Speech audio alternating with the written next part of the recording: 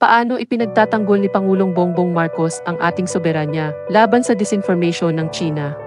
Sa ibabaw ng lahat ng kasinungalingan, bullying, fake news at maling narratives ng China ay nangako si Pangulong Marcos na may gagawing hakbang ang gobyerno laban sa China. Matatag ang paninindigan ni PBBM. Handa niyang ipagtanggol ang ating karapatan sa West Philippine Sea at tawagan ng pansin ang mga kasinungalingan. So, we have to do more than just that.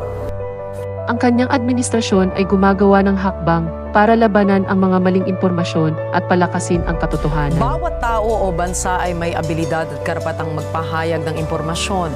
Ngunit ang mga impormasyong ito ay dapat nakasalig sa katotohanan at hindi kailanman naglalayong tapakan at gipitin ang karapatan ng ibang tao at bansa. Sa susunod na shorts, pag-uusapan natin kung paano tayo bilang mga mamamayan ay makakatulong sa laban na ito.